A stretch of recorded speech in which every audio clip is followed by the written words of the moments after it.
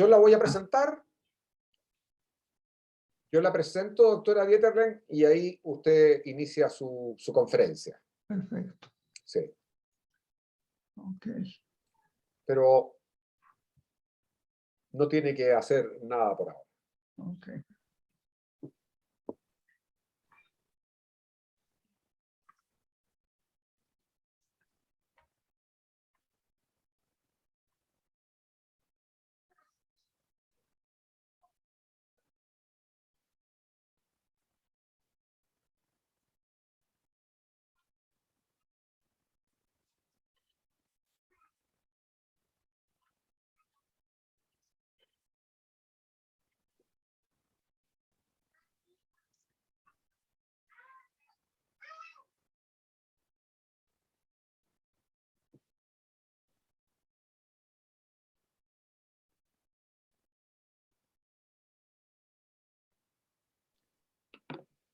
Buenas tardes a todos, a todas. Un gusto darles la bienvenida a nuestra segunda conferencia principal del Congreso Agenda Ética y Desarrollo Sostenible. Esta tarde nos acompaña la profesora Paulette Dieterlen de México, doctora en Filosofía por la Universidad Nacional Autónoma de México, investigadora del Instituto de Investigaciones Filosóficas de la Universidad Nacional Autónoma de México, miembro del SNI, en donde tiene el nivel 3. Su línea de investigación es el estudio de las diferentes teorías de la justicia distributiva y ha buscado aplicarlas a las políticas sociales.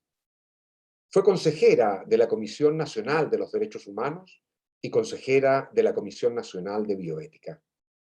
Es miembro fundador del Programa Universitario sobre Estudios del Desarrollo y también del Programa de Investigación en Ética y Bioética. Ha ocupado importantes puestos de funcionaria y autoridad en la UNAM, jefa del posgrado en la Facultad de Filosofía y Letras, directora del Instituto de Investigaciones Filosóficas y directora de la Dirección de Asuntos del Personal Académico. En el año 2013 obtuvo el Premio Universidad Nacional en Investigación en Humanidades. Entre sus libros más importantes figuran Ensayos sobre Justicia Distributiva, la segunda edición del año 2001. La Pobreza, un estudio filosófico, la segunda edición del año 2006. Este libro también ha sido traducido al inglés en Ámsterdam por la editorial Rodopi. En mayo de 2015 apareció su libro Justicia Distributiva y Salud, que se publicó por la UNAM y el Fondo de Cultura Económica. El título de su conferencia de esta tarde es La bioética y su relación con los servicios de salud. Bienvenida, doctora Dieterlen, un gusto y le cedo la palabra. Al contrario, yo estoy encantada, de veras, y muy agradecida de estar aquí con ustedes. Tengo que reconocer públicamente la paciencia que me han tenido en cuanto a entrar o no poder entrar, y además también reconocer, de veras, la actitud tan generosa del doctor Correa, que me ha aguantado como 50 mails, ¿no? Y todos me los ha contestado con mucha amabilidad. Pero bueno, voy a empezar. Miren, mi conferencia es exactamente salud, bioética, pero es a partir del trabajo que yo he hecho. Yo lo que me he dedicado a escribir es sobre la justicia distributiva. ¿Sí? Ahora, quisiera yo nada más aclarar, porque vaya, ¿qué es lo que voy a hacer? Porque una persona que escuché ayer habló mucho de las virtudes, ¿sí? Entonces, eso me gustó mucho, porque claro, la ética de las virtudes es una ética que por supuesto viene de Aristóteles, de Santo Tomás, de MacIntyre, pero frente a las éticas de la virtud, hay también éticas de los principios. Entonces, lo que yo trabajo, en realidad, es la ética de los principios. Y estos principios ya, no les voy a leer como la parte histórica, pero digamos, en el siglo pasado se puede ver con toda claridad que el tema cobra una relevancia mayor cuando John Rawls escribe la teoría de la justicia. Entonces, ahí Rawls nos da dos principios, uno relacionado con las libertades, otro relacionado con dos cosas, ¿sí? Una es con a quién se le deben distribuir los bienes, y lo que él dice es a los menos favorecidos, pero también dice una equitativa igualdad de oportunidades. Son los dos principios de la justicia. A partir de esto han surgido muchas discusiones, muchas críticas. Lo que él dice que debemos distribuir es una noción muy abstracta, que lo hace a propósito, que son los bienes primarios. Entonces, estas son libertades, la libertad de expresión, la libertad de asociación, libertad religiosa, libertad de movimiento, también las libertades, por ejemplo, de asamblea, en fin. También otro bien primario es la oportunidad que tengamos para participar en las principales instituciones políticas y sociales del país. Otro bien primario es ingreso y una renta. Y el último es respeto de la persona para los demás. Este ha sido un principio que ha sido muy criticado, pero al final, lo que nos revela es que en todos problemas de la justicia, lo que va a importar es la dignidad de las personas. Entonces, vean, les digo, no les voy a dar la discusión entre Rawls y Amartya Sen. He escrito muchos capítulos, muchos artículos sobre eso, pero les voy a hablar sobre lo que es la justicia distributiva, ¿sí? Entonces, vamos a ver que la justicia distributiva está comprometida con el estudio de tres temas. Primero serían los sujetos de la distribución, el segundo serían los objetos que se distribuyen, y el tercero, los mecanismos mediante los cuales se lleva a cabo la distribución, ¿sí? Y vamos a ver cómo se relacionan estos temas con el tema de la protección a la salud, ¿sí? Ahora, vamos a ver lo de los sujetos de distribución. Este tema se refiere a la manera como concebimos y cómo identificamos a las personas que son susceptibles de recibir algún bien, algún servicio o alguna carga. Por ejemplo, si consideramos que los individuos de escasos recursos son seres pasivos, incapaces de decidir por ellos mismos, obviamente se van a proponer políticas paternalistas, ¿no? Esto sucede mucho, bueno, digamos, sobre todo pues, en contra, por ejemplo, de muchos usos y costumbres, que voy a tocar ese tema, ¿sí? Bueno, dichas políticas, las paternalistas, consisten en percibir a los sujetos de la distribución, es decir, a las personas, como si fueran menores de edad, que ignoran lo que quieren y lo que necesitan, y que por lo tanto es indispensable decidir por ellos. Yo tuve una vez, estuve trabajando desgraciadamente nada más por un año sabático, con grupos que recibían un programa social, en fin. Y una vez estaba yo platicando con una señora y me dijo, llegué tarde porque fui al doctor. Y le dije, ¿qué le dijo? Me dijo, me dio esta receta y la vi, pues digo. Y le dije, pero bueno, ¿por qué? ¿Qué tiene? Y me contestó, mire, no me quiso decir porque me dijo que no iba yo a entender, ¿no? Entonces, vaya, esa es una política absolutamente paternalista, ¿sí? No me va a entender, entonces usted se toma esto independientemente Digo, porque no me voy a tardar el tiempo explicándole, ¿no? En fin. Ahora, otra manera de ver a las personas, que esto ahorita también vemos que es muy interesante, es como maximizadores de utilidad. En este caso, las personas que viven en un estado de enfermedad son como considerados como poseedoras de unas ciertas unidades de utilidad. Y lo que combate a la enfermedad intentaría es ayudar a las personas para que incrementen esa utilidad.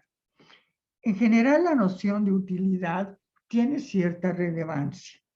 Cuando hablamos de salud, tenemos que tomar en cuenta que existen muchas mediciones de la protección a la salud que se basan en la maximización de la utilidad. Y este tema ha sido muy discutido cuando se discute teoría de la justicia distributiva. Sobre todo, algunas intentaron aplicarse, fíjense, esto es muy importante, ¿no? Intentaron aplicarse ahora que fue el COVID. Por ejemplo, el triage, no sé si sepan todos, yo creo que se puso muy de moda con lo del COVID, ¿no? Pero el triage es una manera de eliminar costos, ¿sí? Digamos, y obtener los máximos beneficios. Entonces, lo que se hace es dividir al grupo de personas en tres, unos que, digamos, con medicamentos podrían salir, otros que necesitaban, por ejemplo, hospitalización, que necesitaban respiración, y otros que de plano estaban gravísimos. Entonces, lo que hace el triage es decir, bueno, no se los damos a los que están gravísimos, porque eso ya va a ser perdido en función de utilidad, y a los que nada más necesitan una curación, pero que pueden estar en sus casas, tampoco. Entonces, le vamos a dar el medicamento, el pase a los hospitales, los ventiladores para respirar, a los que estén en una situación mediana, porque esto tiene menos costo que a los que ya están así gravísimos, y también tiene, digamos, esta noción de eficiencia para que alcancen a los que están bien.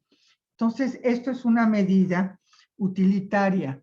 Vaya, lo que yo quiero decir no es que en un estado como la pandemia, pues claro, tenemos que recurrir a ciertas cosas que a veces no podemos discutir desde el punto de vista moral.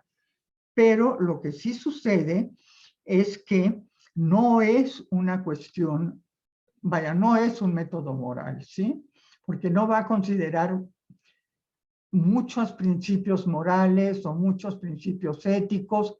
Por ejemplo, no va a seguir los principios de Rawls, no va a estar con los menos favorecidos, sino va a estar con los que tienen una mediana situación. Pero en fin, ahora, yo siento que hubo una cierta discusión en México, pero en la que yo intervine justamente en contra del triage, ¿no? Ahora, hay otras maneras de concebir a las personas. Por ejemplo, si de acuerdo con una idea más kantiana, concebimos a las personas no solo como medios, sino también como fines. Y quizá propongamos políticas que tomen en cuenta una amplia gama de condiciones económicas y sociales que proporcionen alternativas para que los beneficiarios de esta lleven a cabo en la medida de lo posible sus planes de vida. Y esta idea también aparece justamente en la teoría de la justicia de Rawls, cuando se refiere a lo que les comentaba yo, las bases sociales del respeto de uno mismo como un bien primario, ¿sí? Entonces, aquí sí se considera como la persona tiene dignidad, la persona es un fin en sí mismo, y claro, digamos, habría otro tipo de teorías, por lo que estuve oyendo ayer, digo, no nada más, por ejemplo, la kantiana, la de Rawls, yo imagino, por ejemplo, que en la religión católica también hay una cierta idea de la dignidad de los hombres, de las personas, ¿no? Es decir, esto no lo he desarrollado, pero no se me hace difícil concebirlo de esta manera. ¿Okay? Bueno, en términos de las políticas públicas, es necesario distinguir entre aquellas que toman a los receptores como posibles productores y aquellas que consideran que para producir hay que tener ciertas necesidades básicas satisfechas y que por lo tanto primero hay que promover políticas asistenciales. Este es un tema también importantísimo. Muchos de ustedes me imagino que han oído esta famosa frase que creo que, no sé si de algún líder chino, ¿no? De decir no les des pescado, enséñalos a pescar, ¿no? Pero de todas maneras, para que lleguen a aprender a pescar, pues digo, tienen que estar en condiciones de, no sé, de caminar, de poder sostener una caña, etc. Entonces, no sé, yo soy como, vaya, he insistido mucho en que sí es necesario en muchas ocasiones tener políticas asistenciales. Ahora, este tema es complicado cuando nos referimos a la salud. Por ejemplo, cuando ponemos la atención en los adultos mayores que ya no van a producir, y parecería que entonces los críticos de las políticas asistenciales pues enmudecen, ¿no? Porque a cierta edad lo único que se puede hacer es dar políticas asistenciales, ¿sí? Y no tanto decir, bueno, que todavía vayan a pescar. Bueno, ya está en un estado que verdaderamente es casi imposible que vayan a pescar, entonces sí necesitan que se les den pescado. Y fíjense que es tema de la tercera edad, ha sido un tema que de repente saltó de una manera muy fuerte, porque no estaba en las teorías de la justicia distributiva. Por ejemplo, en la teoría de Rawls lo que nos dice es que son individuos normales, ¿no? Por ejemplo, no puede haber enfermos para explicar su teoría de la justicia, no puede haber personas de la tercera edad, en fin. Entonces esto ya ha vuelto a hacernos eliminar una frase que estaba muy pegada a la idea de la justicia distributiva, que era esta idea de formar planes de vida, ¿no? Entonces, a ciertas ideas, a ciertas edades, ya no se tiene como objetivo formar planes de vida, ¿no? Se tiene que tomar en cuenta esas dificultades. Es una de las cosas, por ejemplo, que el economista Amartya Sen le criticó mucho a Rawls, ¿sí? En fin. Otro tema de discusión son las características de los sujetos que se encuentran en las polémicas entabladas entre los pensadores liberales con propuestas igualitarias y los pensadores llamados comunitaristas. Esta polémica ha girado en torno a la diferencia que existe en adoptar comunidades de distribución, por una parte a los individuos y por la otra a grupos sociales, tomando en cuenta su historia, sus particularidades culturales. El tema es muy delicado cuando se trata de políticas, sobre todo de combate, en este caso a la pandemia, pero también políticas, digamos, de medicina preventiva. Los pensadores comunitaristas han sostenido la idea de que las políticas sociales que se basan en el individuo han fracasado al no tomar en cuenta que los hombres no nacen como átomos aislados, no individuos ahí, sino que se encuentran arraigados en ciertas culturas, forman parte de grupos sociales y adquieren su identidad a través de ellas. Y asimismo piensan que las comunidades tienen diferentes maneras de procesar los objetos de distribución.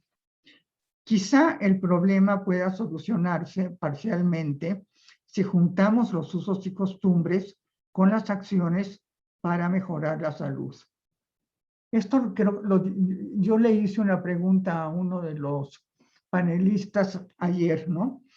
Yo tengo un ejemplo que es bueno, pero ahorita les pongo, por ejemplo, se vio en muchas comunidades indígenas, había un rechazo tremendo pues, a los doctores, sobre todo que eran jóvenes, estaban haciendo su servicio social, y tenían por otro lado pues las parteras, ¿sí? Entonces se vio que era una negativa espantosa, pero pues también había la preocupación de que la partera no sabe lo mismo que un chico que está estudiando una especialidad en ginecología. Entonces se empezaron a incrementar cursos a parteras. Y hablando una vez con un médico, me estaba diciendo, fíjense qué pequeñas cosas, ¿no? Es decir, no quitar a las parteras y no obligar a, a que los atiendan médicos. Pero, ¿saben? De veras es muy curioso esto de los usos y costumbres. ¿Y saben qué es lo que hicieron? Decirles, perfecto, vayan, pero por favor pónganse guantes. Y no saben cómo disminuyó el caso de infecciones en el momento del parto. Cosa que no ocurría, no usaban guantes, ¿no? Eran las manos, ¿sí? En cuanto hubo algo, en cuanto usaron los guantes, pues obviamente se redujeron las infecciones, ¿no? Porque en general no tienen muchas medidas higiénicas. Entonces estas cosas, creo que ayer alguien decía, hay que saber hacerlas, ¿no? En fin. Pero, por ejemplo, también ha sido muy importante la labor que se ha hecho con la vacunación ahorita, con la pandemia, ¿no? También hay personas que de plano se niegan y no creen en las vacunas. Pero entonces aquí estamos ante un problema, pues vaya que en ocasiones, por ejemplo, sobre todo porque pueden causar daños a terceros, es prácticamente indispensable que se vacunen, ¿sí? Otro punto que se discute cuando hablamos de los sujetos de la distribución se refiere a aquellos que tienen la responsabilidad de otorgarlo. Existen principalmente tres posiciones. La primera consiste en afirmar que el Estado tiene una responsabilidad con los ciudadanos y si consideramos seriamente los derechos económicos y sociales, tiene la obligación de evitar que la salud afecte a aquellos que se encuentran en un estado vulnerable. Esto se encuentra establecido en el artículo 4 de la Constitución Política de los Estados Unidos Mexicanos. La idea que subyace esta visión es que el Estado, mediante instituciones, debe promover políticas públicas exitosas cuyo objetivo sea el combate frontal y fuerte, alejar todo aquello que ponga en riesgo la salud de las personas. Por ejemplo, se ha luchado mucho con los niños, por lo que se llama aquí en México, no sé cómo se dirá en Chile, los alimentos chatarra, ¿no? Chicharrones, papitas fritas, ¿no? Todo eso, porque hay un gran problema de obesidad, ¿sí? Y pues las empresas han ganado, ¿no? Se siguen vendiendo. Y no hay manera de decir, bueno, que ¿por qué no venden fruta que es deliciosa? ¿Por qué no venden otras cosas, no? Y bueno, pues no. A ver, también podemos considerar que la ciudadanía tiene la obligación de vigilar las políticas cumplan con el objeto propuesto. Esta posición lleva a una visión del Estado como un Estado que se ocupa realmente de la ciudadanía y está dispuesto a dar recursos para vigilar la protección de la salud, ya sea principalmente la preventiva, ¿sí? Ahora, la segunda posición considera que el Estado no tiene por qué llevar las acciones para controlar los servicios de atención a la salud, puesto que su compromiso, en realidad, que esto lo hemos vivido mucho, debe ser la seguridad de los ciudadanos. Esto se logra fortaleciendo ciertas instituciones, como por ejemplo la policía, el ejército, y aquellas que se encargan de impartir justicia, como los juzgados, tribunales, las cárceles. Asimismo, tiene la obligación de asegurar que se cumplan los contratos. Es decir, tienen que garantizar el ejercicio efectivo de los derechos Hasta aquí solo políticos y civiles. Los que defienden esta posición piensan que un Estado que se comprometa a llevar a cabo políticas para combatir la enfermedad imponen cargas fiscales a quienes han obtenido legalmente bienes y tengan los medios económicos suficientes para disfrutar tanto de estos como de los servicios, ¿no? Esta es la clase política, esta es la clase de argumentos, por ejemplo, que donde más, yo creo que más claridad vemos desde los países latinoamericanos, es lo que sucede en Estados Unidos, ¿sí? Digamos, es la política de los republicanos. El Estado no tiene por qué meterse en materias de salud, la gente puede adquirir seguros, ¿sí? Pero esto los hacen las compañías privadas y los hospitales privados. Ahora, la tercera posición, que es yo lo que creo que es la que existe en la mayor parte de los países democráticos, que consiste en una mezcla de las posturas anteriormente mencionadas. Los que defienden esta posición piensan que el Estado principalmente tiene la obligación de establecer políticas de protección de la salud, pero no ven con malos ojos que los particulares, mediante organizaciones no gubernamentales o empresas particulares, conjuguen esfuerzos para mejorar la situación de los ciudadanos. Sin embargo, admiten a fin de cuentas la responsabilidad del Estado.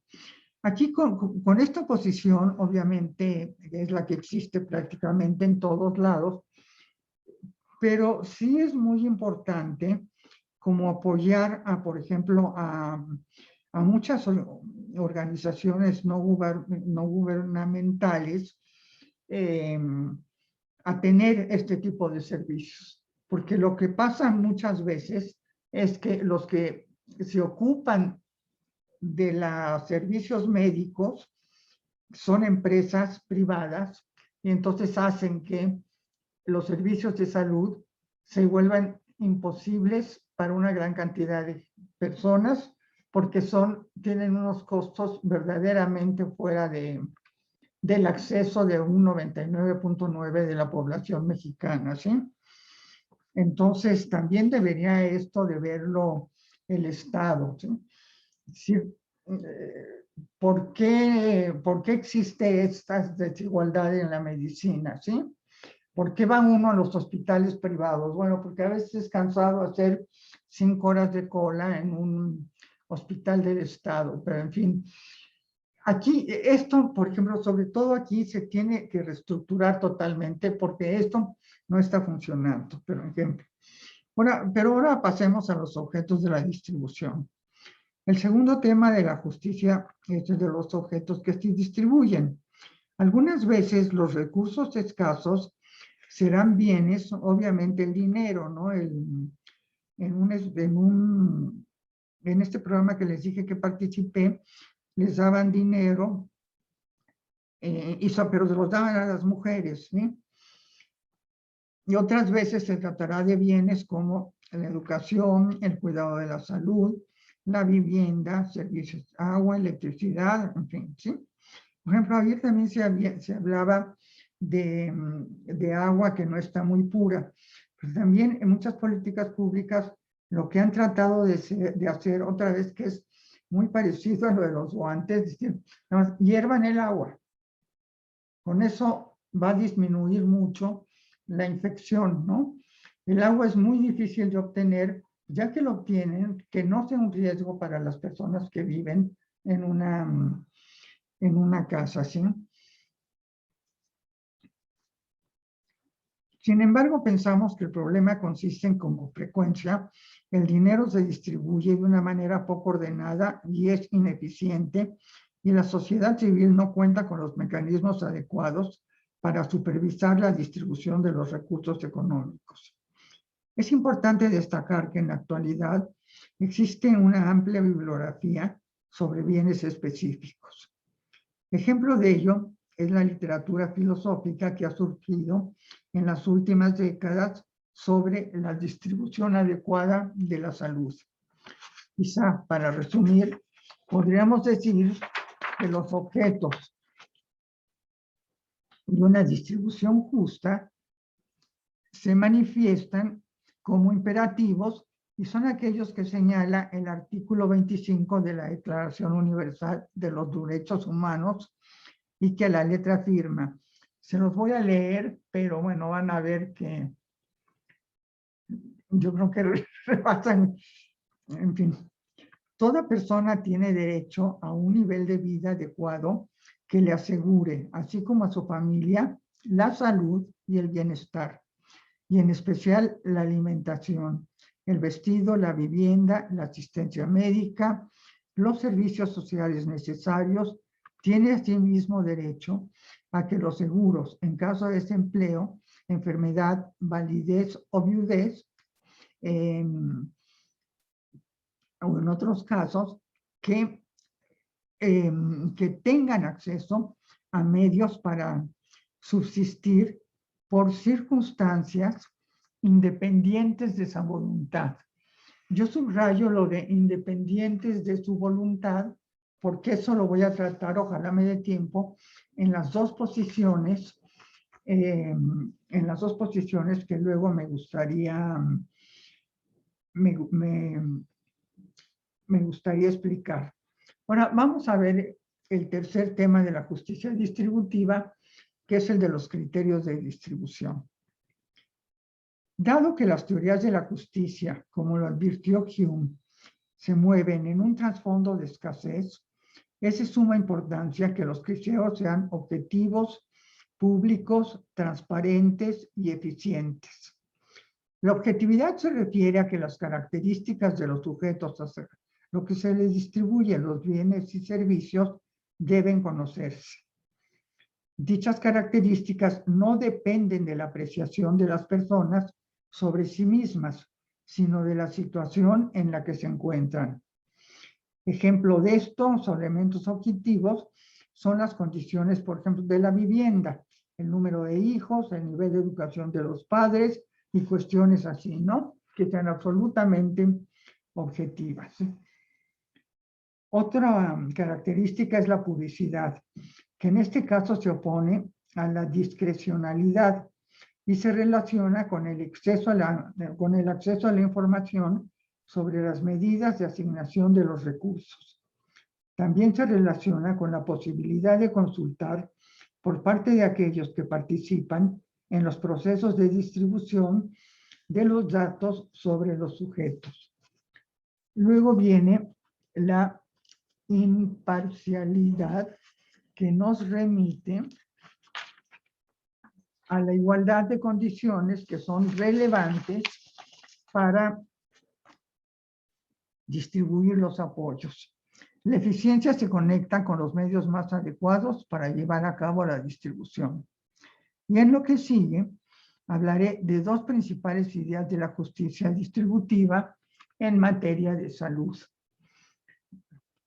La primera, a ver, la diferencia entre las dos posturas que voy a desarrollar, nada más porque veo que el tiempo ya vuela, son primero una posición que parte de la idea de Rawls, sí, segunda otra posición que se llaman igualitaristas de la suerte.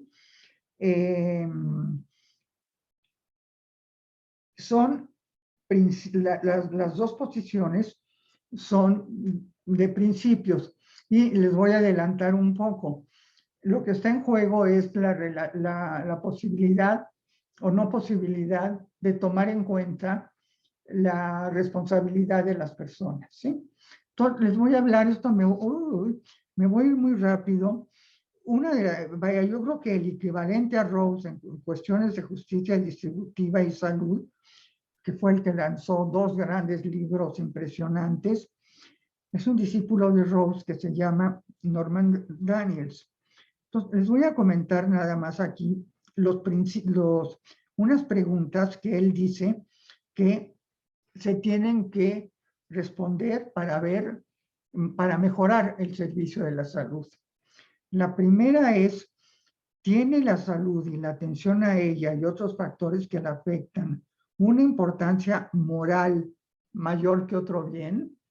¿Qué estamos diciendo? Vaya, las políticas públicas deben ir prioritariamente a la salud o pueden ir prioritariamente, por ejemplo, a la educación, pero él la toma como pregunta si es la salud. Y va a tomar, aquí lo importante es que va a tomar una idea de lo que él entiende por salud. Y la idea básica es que la salud es la ausencia de enfermedad y la enfermedad incluye deformaciones y discapacidades que resultan de algún trauma. Son desviaciones de la organización funcional natural de un miembro típico de la especie. Aquí me detengo porque si ustedes se dan cuenta, es una definición completamente biologicista, ¿sí? A diferencia de ayer que también se comentó que había como cuidado del alma, esto no, esto es como prácticamente cualquier animal que se enferma, ¿sí?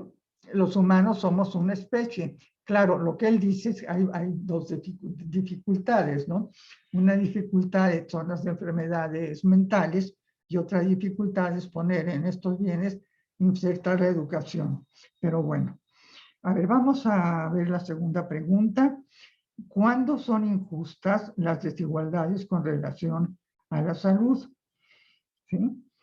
Y una desigualdad puede ser permitida siempre y cuando incremente la equitativa igualdad de oportunidades. Esto es lo que él llama la respuesta que le da. La tercera pregunta focal es la siguiente: ¿cómo podemos satisfacer las necesidades de la salud equitativamente si los recursos son limitados?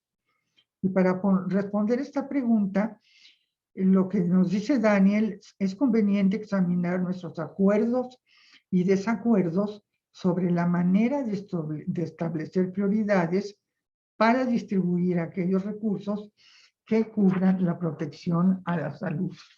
¿Sí? Por ejemplo, esto es muy importante porque como que en muchos países el problema es otro, ¿no? En fin, tengo aquí los principios que él basa, pero no me va a dar tiempo. Entonces nada más voy a ver una posición nada más y con esto termino, que es de un profesor que siguió a otros pensadores como Jerry Cohen, Arneson y Dworkin, que están muy interesados en la igualdad y piensan que las preguntas focales pero piensan que las preguntas focales necesitan otra respuesta. Y ellos se han denominado igualitaristas de la suerte. ¿Por qué? Porque les voy a decir muy brevemente, ya con esto acabo, que los igualitaristas de la suerte afirman que debe de haber, digamos, un campo común del cual debe de partir los recursos, ¿sí? Por eso son igualitaristas. Tiene que haber una cosa que muchos economistas han llamado la liberación del campo de juego. Pero hay otra etapa de la distribución que tiene que ver con la responsabilidad de las personas. Esto, por ejemplo, Ronald Dworkin tiene un artículo sobre esto que dice que hay una suerte opcional y una suerte bruta, ¿sí? Entonces, la suerte bruta, es decir, sí se tiene que encargar el Estado. La suerte opcional no se tendría por qué ocupar el Estado, ¿sí? Si las personas toman decisiones que van en contra de su salud, pues esas personas no tiene el Estado por qué ocuparse o por qué utilizar impuestos de las demás personas en esas. Yo soy el ejemplo perfecto de la suerte opcional, ¿sí? Lo que él dice, por ejemplo, no se ve por qué las conductas imprudentes de las personas imponen cargas fiscales en el sistema de protección de la salud. Entonces, yo creo que con esto quisiera terminar, ya estoy en tiempo, tendría yo muchas cosas, no muchas cosas, lo que tenía yo es como detenerme un poco más en la postura de Daniels y en la postura de Siegel, pero sí me importa mucho como dejar este mensaje. Hay una discusión sobre la responsabilidad de las personas, ¿no? Por ejemplo, a veces Hegel dice, sí, Rawls lo dice, ¿no? Que los individuos tomamos la responsabilidad de nuestras pocas decisiones, pero en realidad están pensando en los menos favorecidos, ¿no? Y por ejemplo, a Daniel se le ha preguntado, por ejemplo, sobre el tabaco, sobre los esquiadores, ¿no? Que me imagino que hay 20,000 esquiadores que el Estado paga, ¿no? Por ejemplo, en Canadá, el Estado paga, si se rompen algo, lo que dice Daniels es, hay que ponerles impuestos durísimos a estas cosas que ponen riesgos a la salud, ¿no? Pero el Estado se tiene que hacer cargo. Entonces, esta discusión entre responsabilidad y pensadores como Daniels, que dice, bueno, independientemente de la responsabilidad, tenemos que darles a todas las personas salud, ¿sí? Y como estas hay muchísimas discusiones sobre la justicia distributiva en cuestiones de protección a la salud, que como les digo, es bueno hablar de ellas porque, por ejemplo, en México pues, es un derecho consagrado en la Constitución, pero desgraciadamente no se cumple, ¿no? Y no se cumple porque es un derecho que para exigirlo no se puede ser como ciudadano, sino se tiene que hacer como individuo y con una, digamos, una participación directa con la Suprema Corte de Justicia, si no se puede ir como grupo.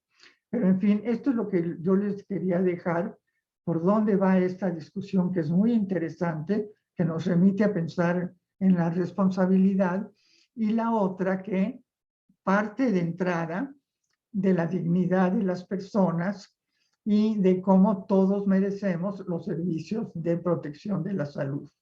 Y muchísimas gracias, me pasé 3 minutos. Muchas gracias. Muchísimas gracias, doctora Dieterle, la verdad, muy interesante. A mí al menos me ha tenido con una atención y tomando notas, de hecho, pero daré paso a un tiempito de preguntas. Nos han llegado varias preguntas y voy a partir con la primera. Viene de Venezuela la pregunta. Frank Camacho. Es la siguiente. Históricamente, las luchas que han realizado personas afectadas contra corporaciones, como por ejemplo la de Bayer, entre otros por productos de uso agrícola con afectaciones en los seres humanos, han ido a litigios que llevan años. Claro. Han sido litigios que llevan años, debido a la complicidad de gobiernos. ¿Cuál es su análisis al respecto? Y Frank le envía saludos. Bueno, mi posición con respecto es que estoy absolutamente de acuerdo, ¿no? Que hay, por ejemplo, sí hay muchísimos intereses privados en todo lo que se refiere a protección de la salud, y también, bueno, el problema de los transgénicos, que es muy delicado, ¿no?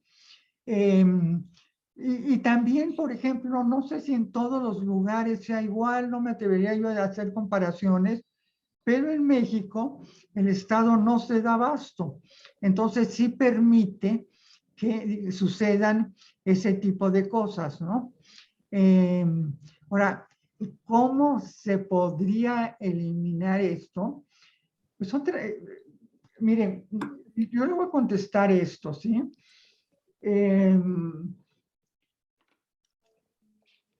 Nos hace falta como ciudadanos, primero discutir ciertas políticas públicas, ¿sí?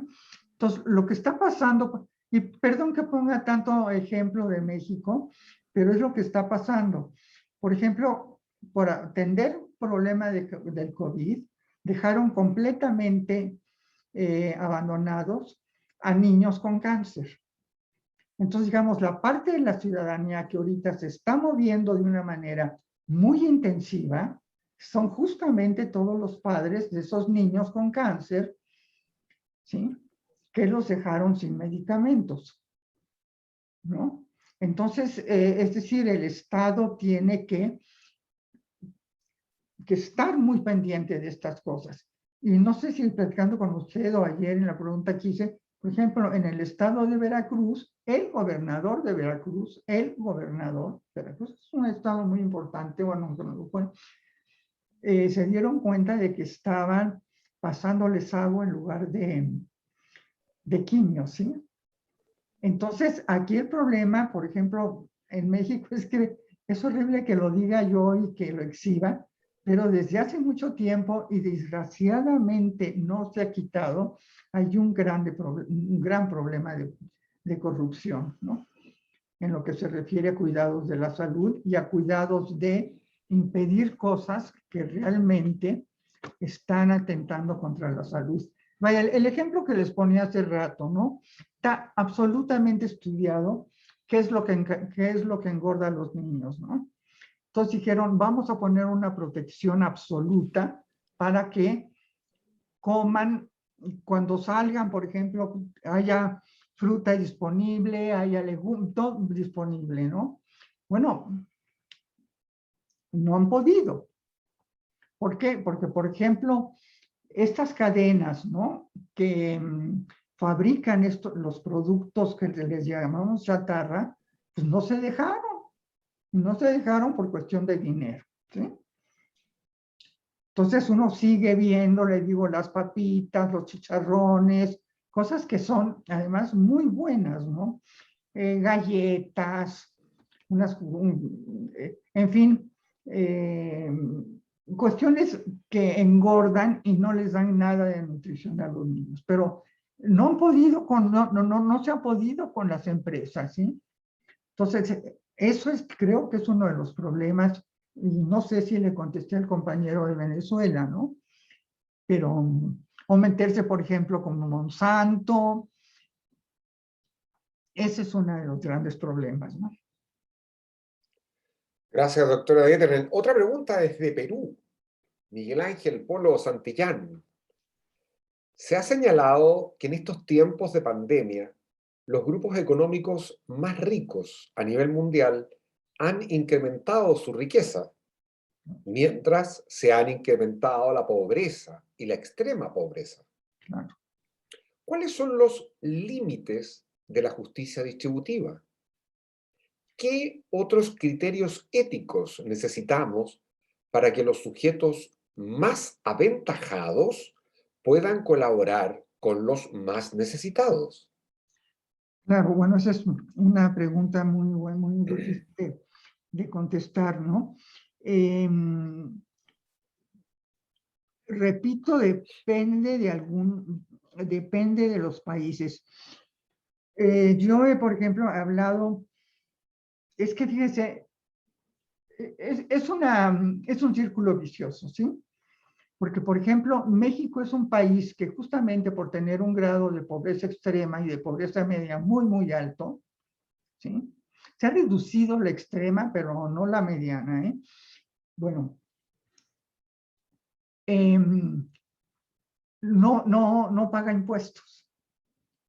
Entonces, creo que estamos entre los últimos países en cuanto a recaudación de impuestos. Entonces, esto hace más difícil justamente la distribución por parte del Estado. Entonces, vaya, lo que tendría que pasar es que el Estado realmente, los diputados, los senadores, los tres poderes, ¿no? Se vieran cuáles son las prioridades en una nación donde hay pobreza extrema, ¿sí? Y es una pobreza extrema que es histórica, generalmente está muy relacionado con todas las comunidades indígenas, ¿sí? Y ha habido falta de atención. De ahí pues de ahí nace la revolución, bueno, lo que fue la revolución zapatista, ¿no? De decir, nosotros, digo, tómennos en cuenta, ¿sí? Entonces esto, pues, sería cambiar la estructura, a ver, ¿de dónde podemos sacar? Ok, no podemos recaudar impuestos porque hay gente pobre, ¿no? Pero no, y no podemos, no vamos a invertir en ellos porque no podemos recaudar, ¿entiendes? Se hace como una especie de círculo vicioso. Entonces sería una, pues necesitarían una, como una, digamos, un estudio muy, muy serio, ¿no? De lo que está pasando. Es que realmente ahorita estamos en una situación nosotros muy mala, ¿eh? De veras. Pero bueno. Doctora Dieterlen, hay una segunda parte de la pregunta. Y dice lo siguiente: ¿podría hacer una reflexión sobre las patentes de vacunas y la justicia distributiva? Por supuesto. En momentos de riesgos globales, ¿pueden los estados ir más allá de las leyes del mercado?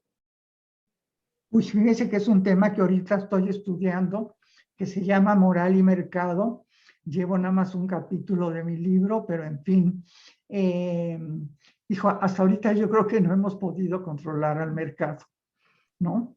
Entonces, por ejemplo, vaya, lo que se suscitó, yo creo, ¿no? Fue justamente, digamos, una especie de competencia brutal entre las diferentes compañías, las diferentes patentes, ¿sí? Y eso, bueno, trajo consecuencias fatales. Ahora, otra, ya hablándolo independientemente de la COVID, el problema de las patentes es un problema terrible y es un problema que causa mucho daño a la protección de la salud, ¿sí? Porque las compañías que tienen la patente lo que piensan es que han invertido mucho, ¿no? Por ejemplo, para estudiar ciertas cosas que luego van a patentar. Entonces, que no pueden dejar de patentarlas porque se abaratarían y no ganarían lo que han invertido en su investigación. No sé si está claro, ¿no? Pero es que estoy de acuerdo en que las patentes son un impedimento terrible a la distribución de los recursos cuando hablamos de justicia distributiva, ¿no? Doctor, Absolutamente. doctora Dieter, hay más preguntas, pero ya vamos a cumplir casi 2 horas. Quisiera, a nombre del comité organizador de este Congreso, Agenda Ética de Desarrollo Sostenible, agradecerle por su excelente disponibilidad desde el primer momento en que le enviamos la invitación. Agradecerle por estar hoy con nosotros, por esta excelente conferencia, por instalar también temas y realidades que afectan tanto a México como a Chile y como a la mayoría de nuestros países en América Latina. Eh, a nombre de todos, de verdad, y de todas, muchísimas gracias. Ha sido un gusto tener la oportunidad de conocerla, presentarla en esta conferencia, y espero que tengamos otra oportunidad de poder Por seguir supuesto. dialogando sobre el importante tema de la justicia distributiva, también en otros ámbitos, ¿ah? Claro, Que van a claro, ser sin duda un gran desafío. claro, ¿no? Muchísimo, al contrario, yo soy muy agradecida que me hayan invitado y de veras muy contenta de estar aquí participando con todos ustedes, sobre todo en una época, bueno, pues que nos tocó la pandemia, ¿no? Entonces, todos estos problemas de salud, bueno, se multiplicaron de una manera impresionante. Entonces, yo creo que por eso es relevante insistir en estos temas de la justicia distributiva, ¿no? Como sea, considerar esta noción moral de que todas las personas tenemos una dignidad, ¿sí? Y que no por ser pobres, no por ser, vayan, carezcamos de ciertas cosas, ¿no? Que son las necesarias para, digamos, llevar una vida digna, ¿no? Le agradecemos nuevamente sus últimas palabras, doctora Dieterlen. a todas y todos cordialmente invitados para mañana. Continúa nuestro congreso a las 11 de la mañana. Iniciamos con los 3 paneles de discusión y luego los talleres en la tarde, a las 3 de la tarde, y finalizamos mañana con la conferencia del profesor doctor Chechu Ausín de España a las 5 de la tarde, hora de Chile. Así que están todas y todos cordialmente invitados a partir de las 11 de la mañana, hora de Chile. Muchas gracias, doctora Dieterlen, y muchas Al gracias a todos y a contrario, todas por su fue un asistencia. placer y gracias por sus preguntas, ¿eh? Un placer Gracias. de veras estar aquí. Hasta luego. Hasta luego.